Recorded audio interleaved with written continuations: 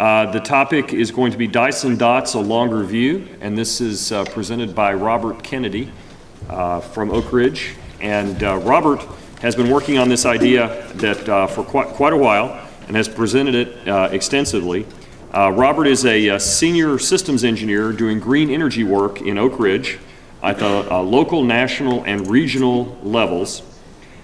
He had an interesting trip where he presented this in Russia, and I think he'll probably relate just a little bit of that. So I propose to you that the reason that I'm talking to you about Dyson Dots at the Interstellar workshop, the value proposition, is that Dyson Dots, which are photovoltaic light sails used for the purposes of geoengineering, that Dyson Dots are the killer application, you remember the killer application, to bootstrap us ad Astra, which is why you should care.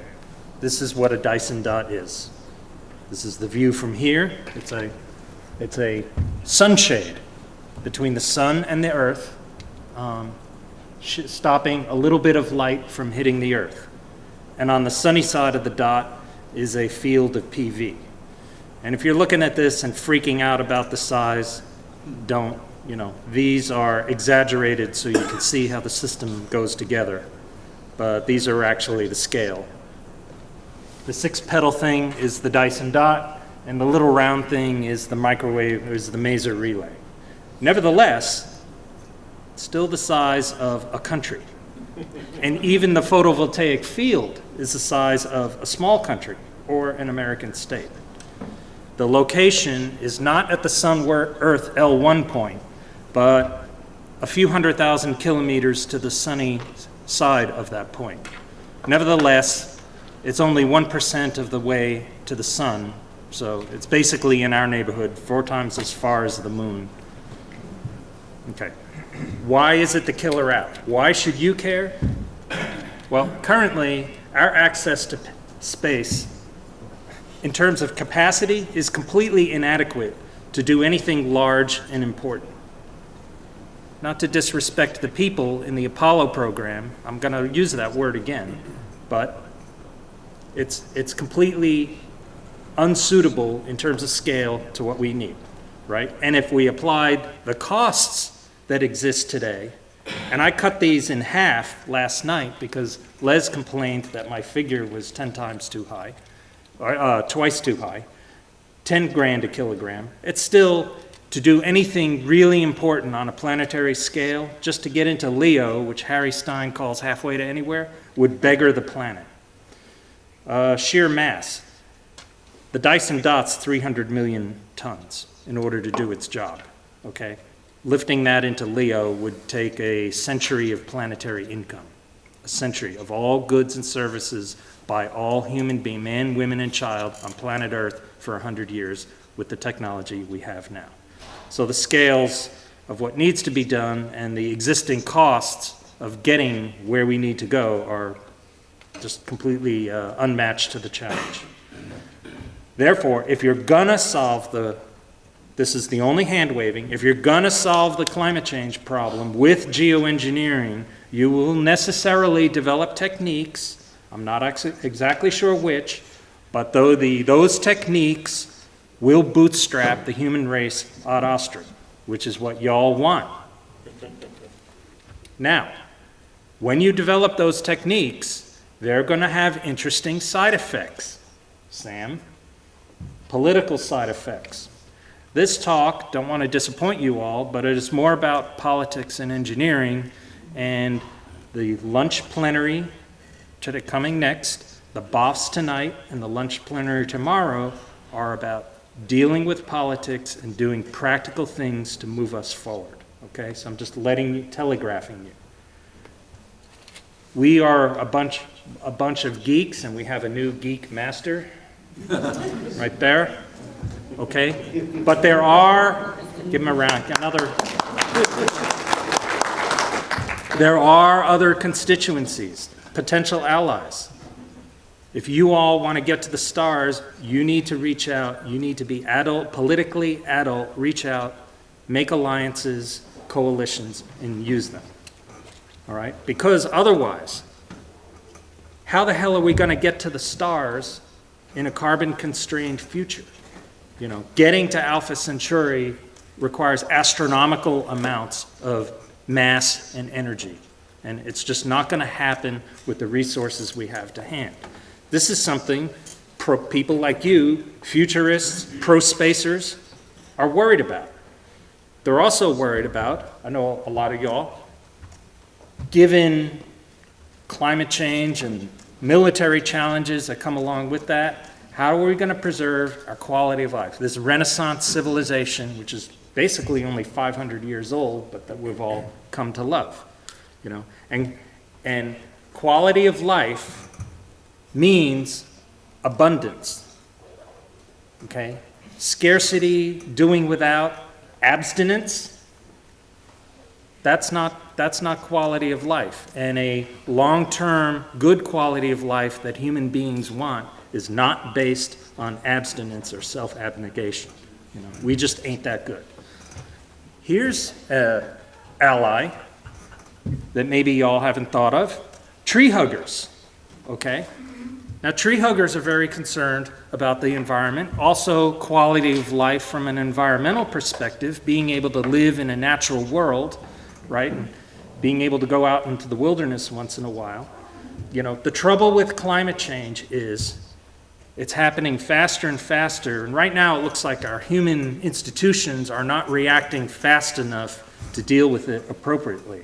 And as I already said, if there's not enough money for time, money, and energy for interstellar travel, there's not enough for climate change. And number three, for this, something the space-based audience will understand, we've got too many eggs in this basket. Tsiolkovsky said that, Heinlein said that, it's true. There is a reason that the bottom of that slide is in Russian, but I'll tell you that offline. And why I cite Lenin.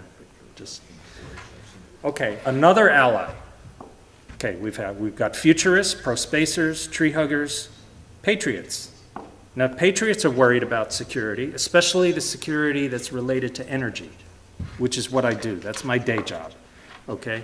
There are a number of externalities in the way we obtain energy in our current unsustainable manner, which means getting it from a place we don't in a place and manner we don't control. There's national security externalities. I won't go through the math, but I will just say to you, if you priced gasoline that made those externalities real, you know, the cost of being overseas, all the externalities we pay for in the national security, it'd add $1 a gallon to the price of gas. Now, $1 a gallon won't kill you, but you will notice. It's an extra portrait of Andrew Jackson every time you fill up your tank. Energy security. Energy security means, do I know where my energy is coming from? Not necessarily whether it's cheap or not, but can I rely that it's going to come from there? Don't worry about energy independence. That's just a mirage. If you've got energy security, you're good to go. And there's people worried about balance of trade, you know, sending too much money overseas, especially to unfriendly countries. Now, natural gas is changing that very fast, but nevertheless, these are the kinds of things patriots worry about. Here's another value proposition. Space-based photovoltaics, which is something I need to solve the climate change problem, also addresses some important national security, energy security, and balance of trade problems, right? Because of all the PV on the sunny side.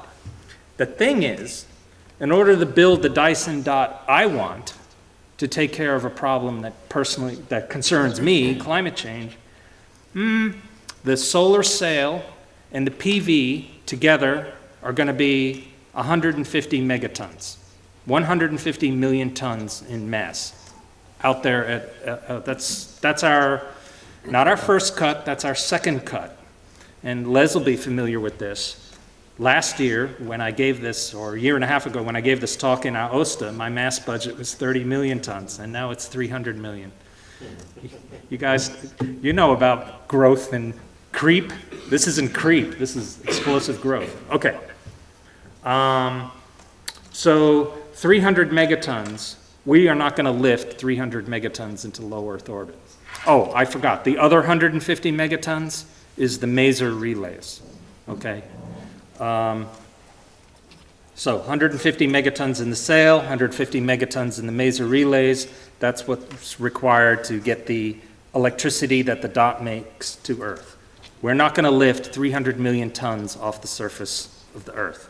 We are going to need a program of exploiting this solar system. We're going to have to use off-world resources. Unless somebody invents anti-gravity, we're going to have to go off-world for the resources, which means developing and executing a program of detection, right? And detection is important to the planetary defense people. Claudio, there's a workshop in April about that. Characterization. Also, the planetary defense people care about that. Prospecting. You've heard of planetary resources, and we now have a new startup, Deep Space Industries, who's interested in this. Capture and retrieval techniques. And finally, extraction. Now, like I said, lifting 300 million tons into low Earth orbit would cost all planetary income for a century. That's $6,000 trillion. I'm pretty sure the bullet number 2 would cost less than that. And bullet number 2 would pay for itself, because these lower items are actually economically valuable activities and generate revenue, right? As technologists, the interesting thing about extraction, in the field of chemical engineering in space, there's basically no state-of-the-art. To a first order, no work has been done on chemical engineering in zero gravity in fairly high vacuum, which means, you know the great thing about a field in which no work has been done? Y'all can be famous. It's easy to succeed. You'll have your name on a high school, 50 years after that. So if you're ambitious, that's reason enough right there to get into the field. You only get your name on a high school if you die. What? We can change that. There's other speakers here who have ideas about that. The point I'm making is the science community, which maybe is thinking of pure science and astronomy is pure and we should only, use space for research, and they think that their science culture is divorced from the getting-rich-quick culture. I'm here to tell you, they're not divorced. They're in fact, not only are they complementary cultures, both together will create mutually reinforcing techniques and technologies that the other one needs. That's in electronics world, David, that's called heterodyning, right? So they're not exclusive at all. All right, back to the climate change thing.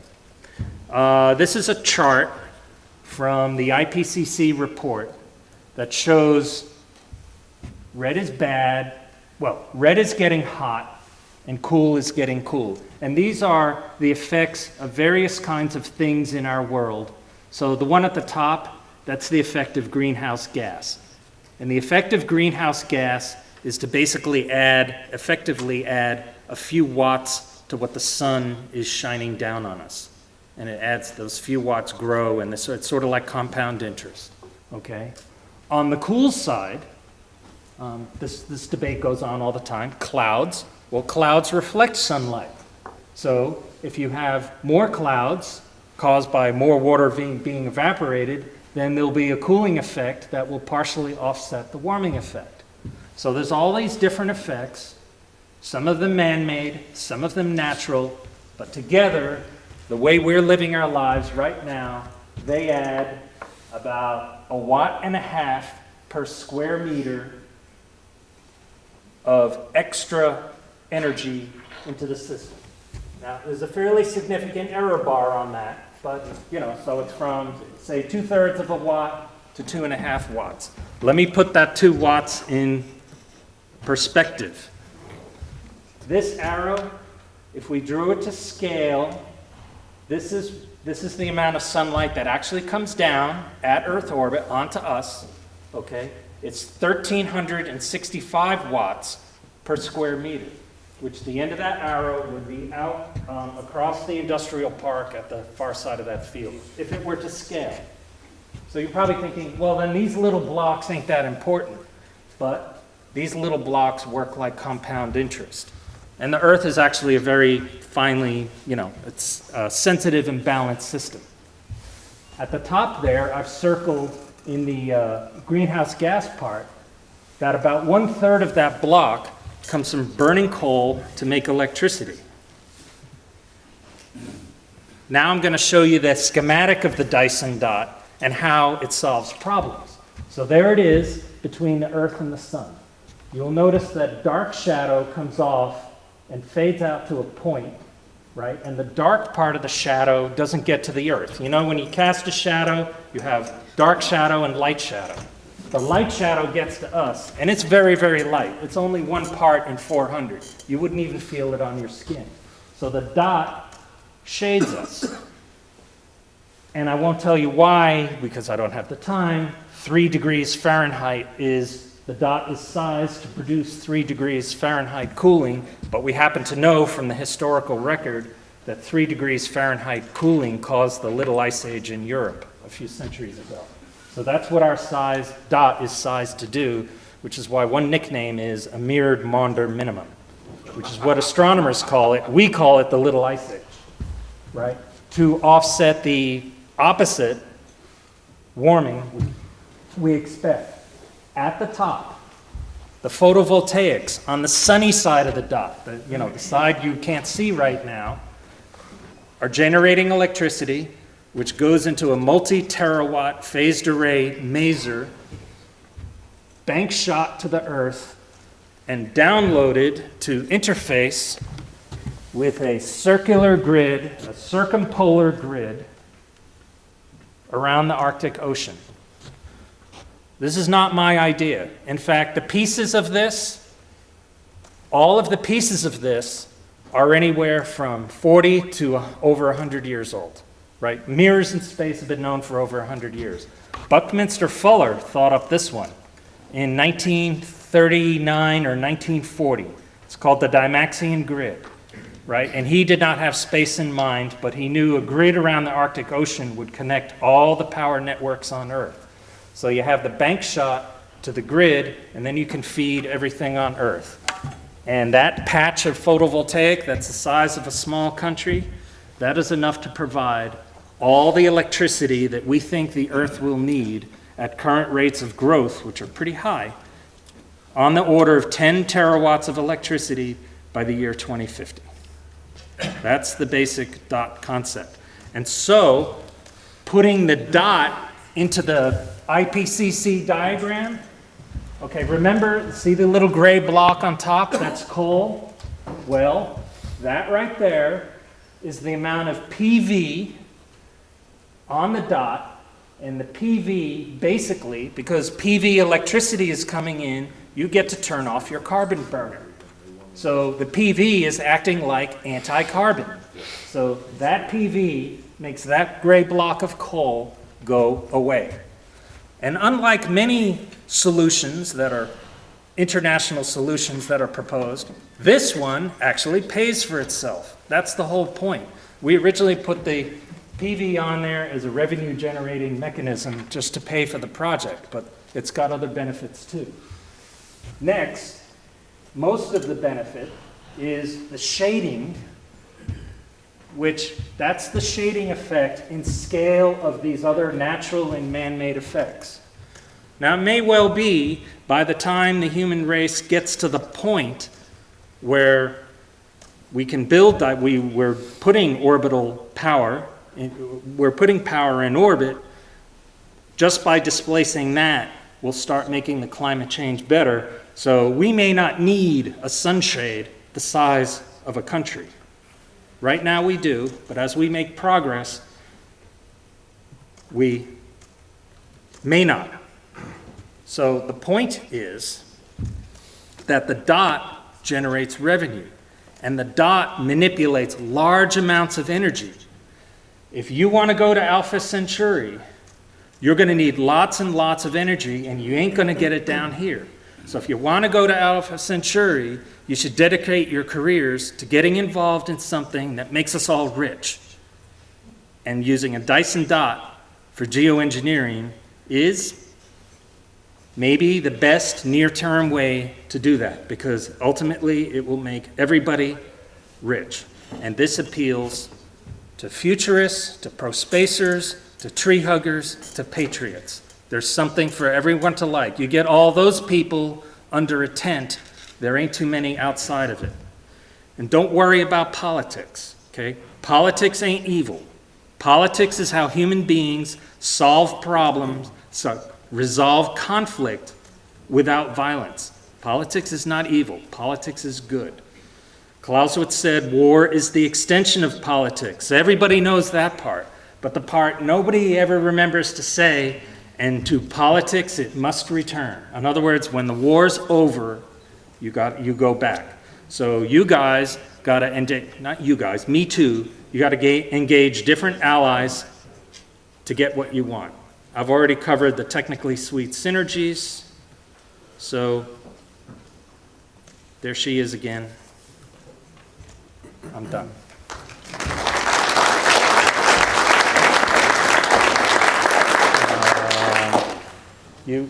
Let's say that you could put that up right now with the technologies that we have.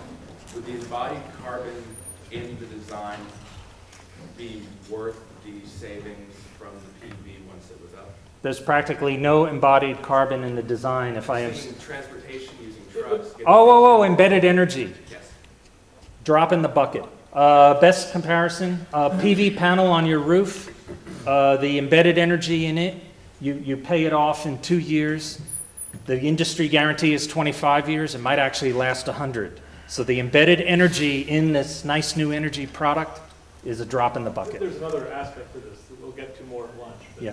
part of the way to make that thing is to build earth-based PV first. So some of your energy that's embodied is solar energy from the get-go. So you have a pretty high leverage in energy investment and energy return quotient with this kind of project. Yeah, let's get to Stephen. Who controls the targeting of the 20 terawatt orbital laser? Actually, it's worse than that. There's 40 terawatts of sunlight hitting the PV, which I assume 40 watts in the first link, 40 terawatts in the first link, but I'm assuming the first link is only 50% efficient. I'm being too hard. So I'm going to say where I do have an answer. Yeah, so who's going to target it for the next generation? Okay, you're all going to hate this, but just deal with it. The international community. Do you think the powers that be, I don't want to offend you all, but do you think the powers that be are going to let some libertarian just steer a terawatt anywhere he wants to? Anybody steer it is the problem. Well, no, people are capable of doing great things, but they got to get together. You have to address that people with security concerns, people with fears, that they have a legitimate point of view, and you can't just disrespect them out of hand. That's why I said that talks about politics. Sir, and back. Say that the dot was up in the sky now, and it does produce a shadow, correct? Yes. The green community is quite fond of their wonderful, what is the word? Oh. I think you're about to ask me that. It's totally reversible. So let's say it works a little too well and things start cooling down a bit too much. You move it out of the way so the full sunlight comes through. But guess what? It's still making energy, so you're still making money. Stephanie. What I was going to ask, being an astronomer, is the solar effects, and you just answered one of them, which is what if the sun goes back into an extended minimum? The other one is, you've got basically a really big solar sail out there, really, and what happens if we get broadsided with a coronal mass ejection event? Good question. I will tell you that the regular solar wind, the part that's made out of matter compared to light, is 1,000 times smaller in force. Yeah, Solar wind on average.